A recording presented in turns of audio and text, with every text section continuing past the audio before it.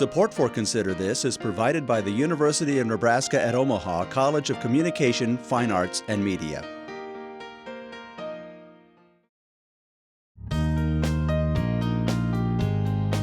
From the campus of the University of Nebraska at Omaha. Consider This, a program of issues and information behind today's news.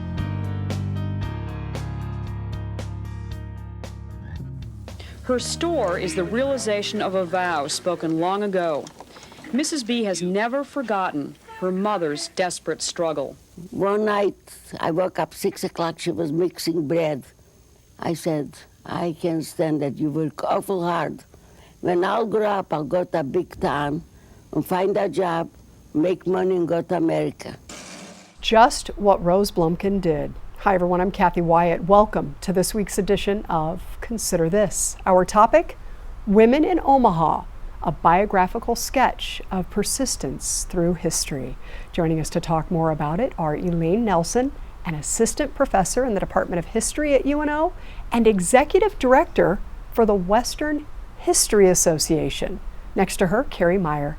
Carrie is the director of curatorial and education services at the Durham Museum. Thanks to both of you for being here and welcome. Thank you. Thanks for having us. You bet. Elaine, we are going to start with you. Sure. When we think of history, what is that conversation traditionally like?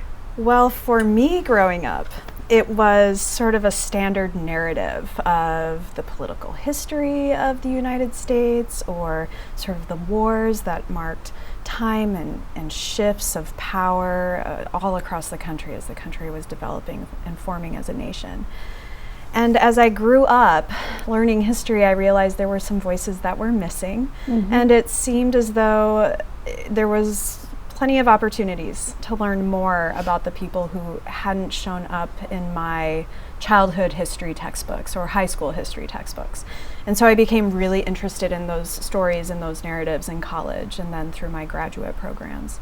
And so when you think about history, I think it depends on who you ask, because I think everyone has a different concept of either what their own personal history is or what they think the larger national history is and how that is supposed to read over time. And so it's a personal question. I think if you ask someone what traditional history is, you may get a standard answer, or you may get just all different kinds of diverse responses based on where someone is coming from. So let's bring in the women to the that. discussion, right? And so when you do that, because the traditional is one thing, but there are women in history. Sure. You bring them together. So when people talk to you, Elaine, and want you to explain that to them, how do you pull that off? Well, the first thing I talk about are the women we do know from history, the women who have appeared in history textbooks. And a lot of that are, in the early times, women who were the wives of presidents or very strong, well-known political leaders, women who were maybe matriarchs or queens around the globe. And so you do get a sense of some women's history, but you also get a sense that there's a lot that was never included in those larger narratives. So what I like to try and get my students to think about are the women who don't make it onto the pages for one reason or another. Either people lost their voices over time, or their collections and letters were never really discovered or used to be written as biographies, or because they were purposely left out and seen as not necessarily significant in the telling of the American past. I would imagine that could become pretty fascinating for a student who likes that kind of thing, right? But fascinating, and also though entailing much more work, more digging, right, into that kind of information. Do you find that overall it becomes quite a bit of a struggle, or once you get to a certain point, how does that work? So it works differently for each class. Yeah. For a women's history class, I am kind of aware of sources that have been digitized and are available online, or oral interviews that have been made available either through the Library of Congress website or through some of these larger National Archives websites. And so I'll point my students in those different directions depending on what they want to look at. But then there's those hidden narratives that you can kind of do some interesting, the internet is amazing. So you can do some wonderful newspaper online searches. And one of the things that I teach my students is you can't really search by a woman's first name. You should probably search by Mrs. And if you actually just do a generic search through the Omaha World Herald on, say, May 5th, 1898, and just type in Mrs. or Miss, you're going to find those stories of women that maybe didn't jump out at you if you're just kind of perusing through that particular article or that particular issue. So there's a lot of tricks to it.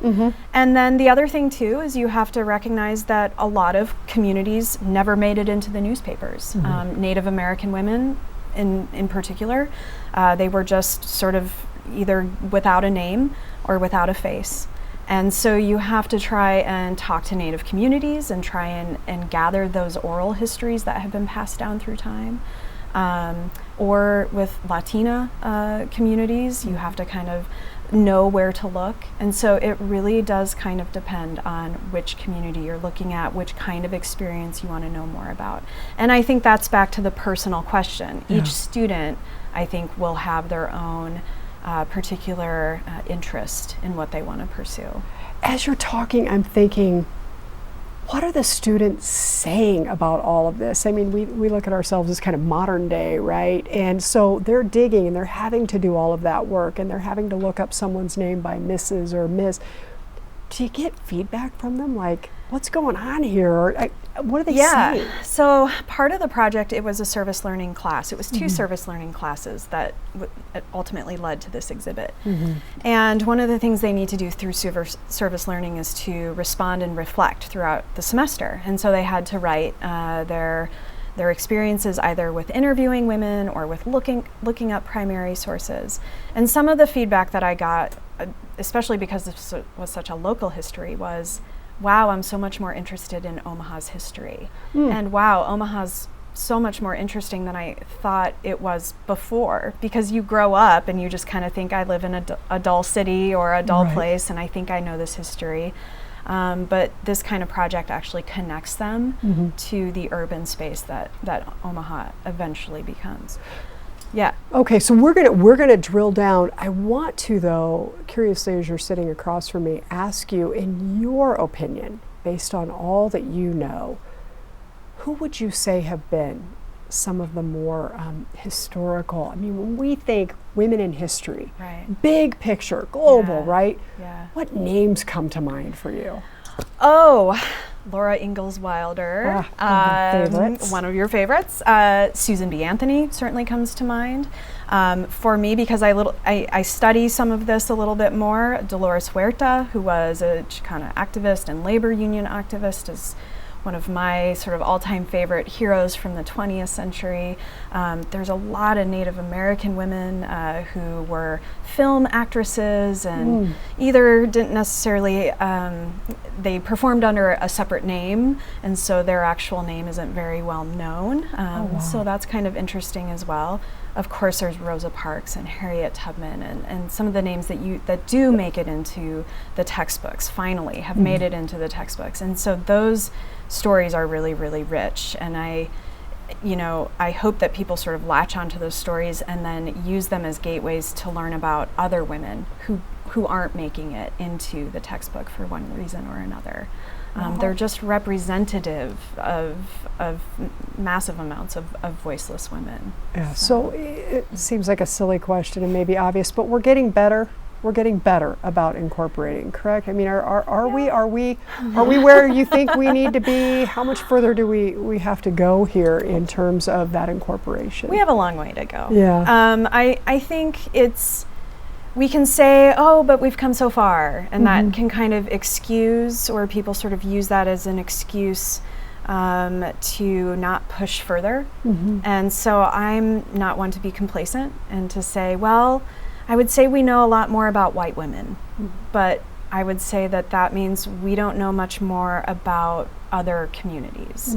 What do we know about the LGBTQ community from the early 1900s? Because there was one, but how did they exist? How did they survive? How did they How did they live their lives in secret? And so there's a lot out there. We've barely scratched the surface. And I'm looking forward to seeing where these fields of history go. So why your interest in all of this, Elaine? I mean, you're pretty passionate about this topic, obviously. Where did that come from? At what age or at what point in your life did you wake up and say, this is what I'm going to do? It was in college. Actually, I took a class on the American West at the University of Nebraska at Kearney, not to plug UNK. But I took it with the teacher who all of a sudden there was a class that taught about the places I was from.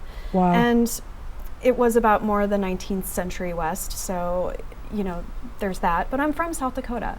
And so it's not like South Dakota ever made it into any of these textbooks. And so all of a sudden it was learning about my family roots, which are in Nebraska, and the state that I grew up in, and the past that so affected Native American peoples, and the shifts in their lives, and the cultural losses, and their survival of those nations.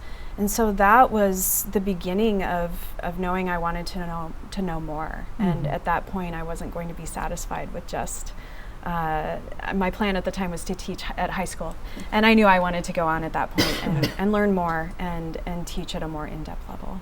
Yeah, and by that, wearing more than one hat in terms of things. So I want to start with this position that you earned, right? Executive Director for the Western History Association. So why is that such a big deal, Elaine? So every field of history has their own major professional organization that is sort of their umbrella organization. It supports scholarship and graduate students and sort of is really the resource of that field, the engine of that field. And when I was a second-year master's student at UN Lincoln, not to plug another Nebraska school, my advisor said you should go to this conference. It was in Fort Worth, Texas, and I went, and it changed my life. And really? I got to meet scholars that I had read their books, and I got to engage in really fascinating conversations. I became connected to the place I ended up doing my doctoral studies in New Mexico, and that was wonderful. And when I moved to New Mexico, I was a graduate assistant for the Western History Association, for the professor who was the executive director there at the time. And then it moved to a couple different places. And then in the last 2 years ago, it opened up to a nationwide search for a new executive director and a new home for the executive office. And I applied, and I was selected by a search committee. And it officially transitioned just last July to the history department at the University of Nebraska at Omaha. And so this is a big deal for me professionally. I really, it's funny for people to say I love the administrative work, but I really do, because it's in the field that I'm passionate about, and it's not boring committee work. It's exciting scholarship, and I get to see young graduate students grow into the field, and I get to see senior scholars continue to produce, and I get to travel, and I just get to experience a lot of wonderful things, and I get to be a part of that, of how that field shapes over time. Yeah, it pairs very nicely with your faculty role here, obviously. Yes, it does. Yeah, the Dean of College and Arts and Sciences here at UNO has been incredibly supportive. I have supportive colleagues, and we have a lot of classes offered in Western history and Native American history, and so we can do a lot of things with our students now that the WHA is here. For example, last year at the conference in San Diego, we took, I think, a crew of 6 graduate students, and they had an all-expense paid trip to go to the WHA conference in San Diego and work as conference staff and meet potential PhD advisors and kind of have the experience that I had in Fort Worth, Texas, which is, wow, this is a great field, and I'm really excited to have a future career in it. Wow, So. very nicely done. Well, hi, Thank Carrie. you. Hi. Your role then in history is what? Well, I grew up as a history nerd, and I'm not any different now. A history nerd. Yes, I am. One of those. Okay. Yes, I was one of those kids. In summertime, I would be reading books on ancient Egypt and different things like that. And my brother always made fun of me. But it's just something I've always enjoyed. The studies that I've done in history are more an art history background, ancient history, that type of thing. And then I came to the museum here in the Midwest, and so have gotten to learn about more modern history, Western history. So let me ask, as someone who has been a part of this world for so long, what is your favorite historical moment? I mean, when somebody says to you, tell me that one thing that sticks out, what is that for you then? Out of all of history. Oh man. Is there just one in particular, a person, a place, a thing? You know, an I event? remember in my art history classes, because we did a lot with the Italian Renaissance, and I remember having this moment of just like, wow, when I learned about Artemisia Gentileschi. She was a student of Caravaggio, one of the Renaissance's female painters, and was known in her own right. Wow. In a time when that was not normal. And so when I got to see her depictions of these typical scenes put up against her male counterparts, and how she had very strong female characters in her work. That's one of those moments that sticks out to me. I've always enjoyed women's history and just traditional history as well, but that was a moment where I just kind of saw them come together, and that was in my senior year of college when I was learning about her, and she stuck with me. I love her work, so she's one of those names that I think it's good for people to know. What a great segue, coming together. So that's exactly what happened here, Yes. right? With the Durham and UNO. Yes. So, Carrie, tell me about this partnership. How did this come to be? Well, it was actually Elaine's idea. She called me, and I think the conversation went, now I have this idea, and you can tell me if I'm crazy or not. And I just went, after she got through telling me, I want to do this class, I want to do these oral histories with these students, and then they can curate an exhibition, and I'm like, okay. Really? And I think she was a little surprised. I think she thought it was going to be like, no, not for us. But I had an experience like that when I was doing my museum masters at Baylor, and was working with an organization in the community, and they brought the grad students in to have us help renovate a gallery, and we got that opportunity. And so that was in my mind, I was like, we can offer this to the students here where there is no museum studies program. These students get to understand what this idea of public history and working with the community is really like, and what this museum work is all about. So that was part of the reason why I got really excited about that. So it sounds like they came through for you, Elaine. Who's they? The Durham. Oh, the Durham. In terms of, that Absolutely. partnership and Yeah. just finding the right This collaborator. this wouldn't have gone anywhere without Carrie. Really, it was her energy and enthusiasm and her motivation for me that got me through this and got the students through all of this. It just could not have worked without a willing and flexible partner in this. And I like things to happen a certain way, and I like to have things planned out. And this has taught me that that the best sort of projects have to be really flexible and are going to kind of go up and down. And you're going to just have to kind of go with the flow on things. And I know it sounds tongue in cheek, but you really do have to be flexible when you're working with a university, students, community members, and a museum. Yeah. There's a lot of chess pieces there to make things happen.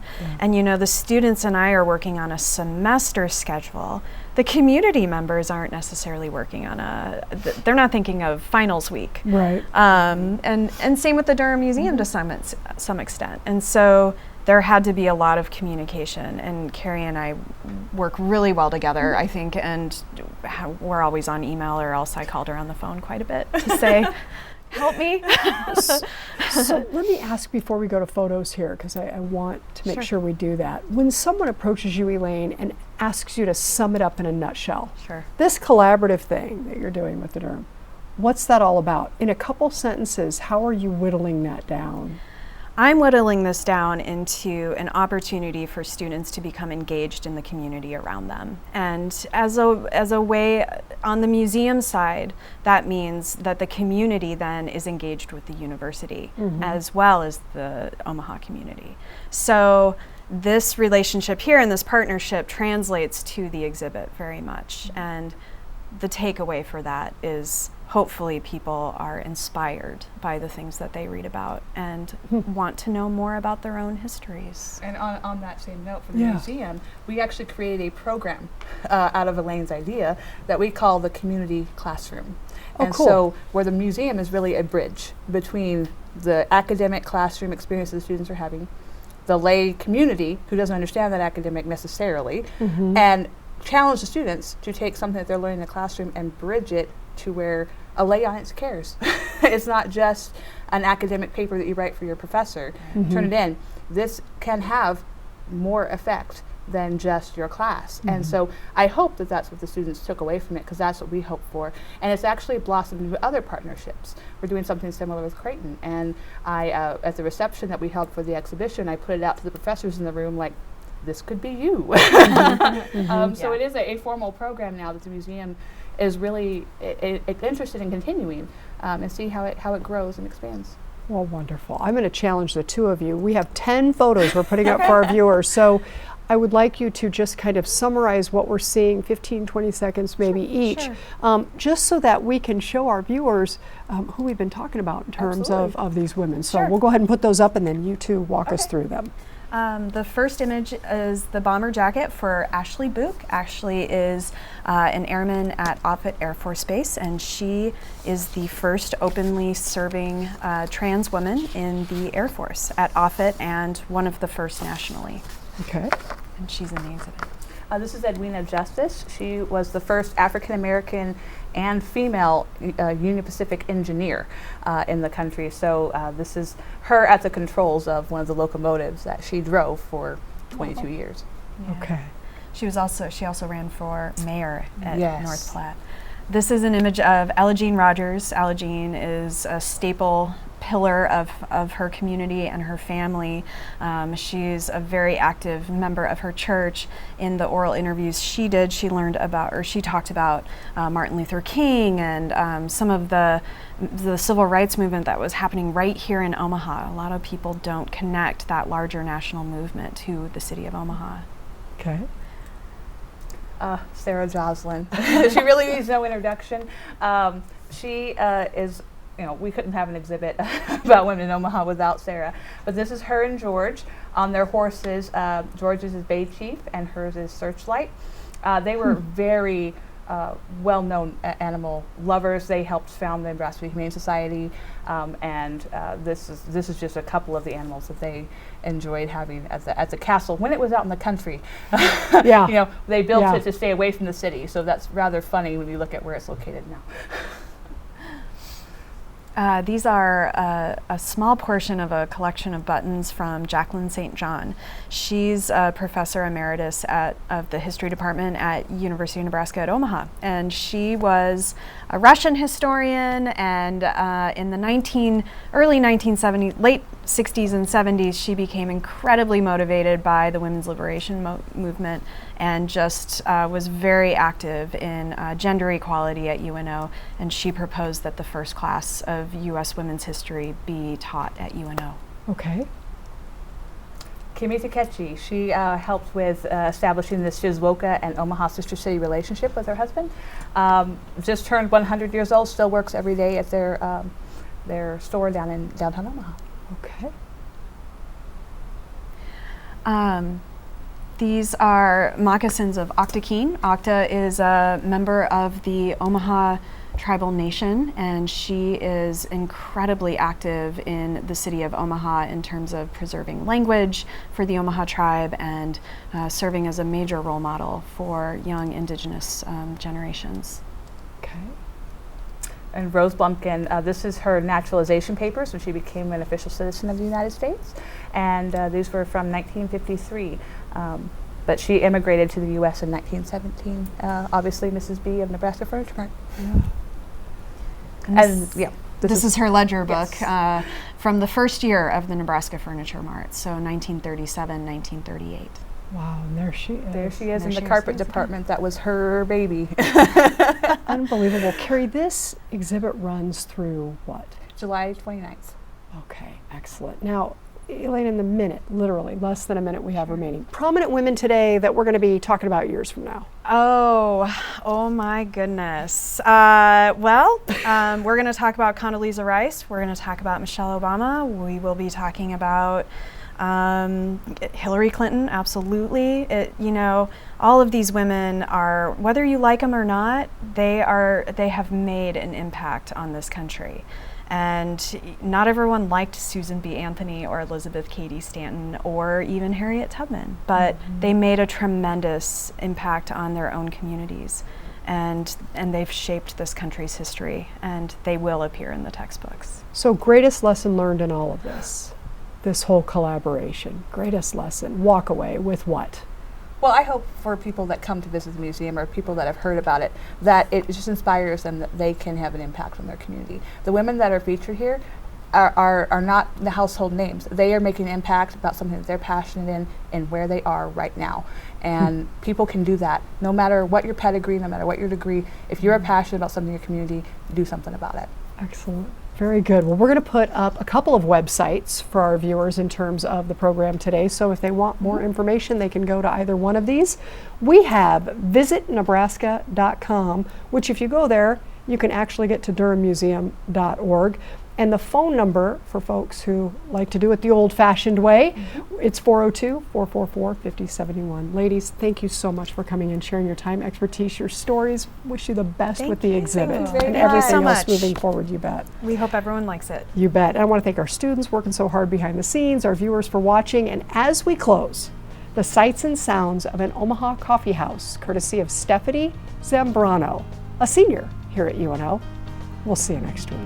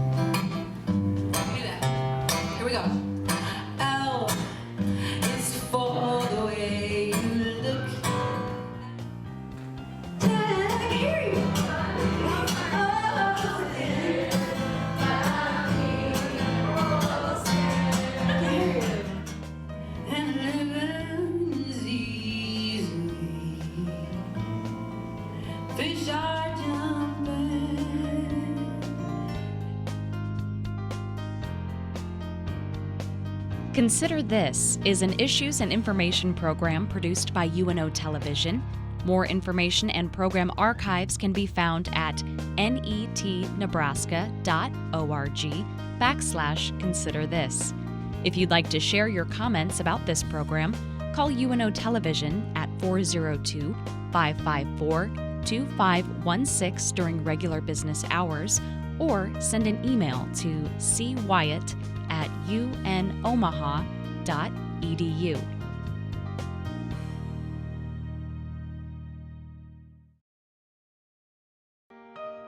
Support for Consider This is provided by the University of Nebraska at Omaha College of Communication, Fine Arts, and Media.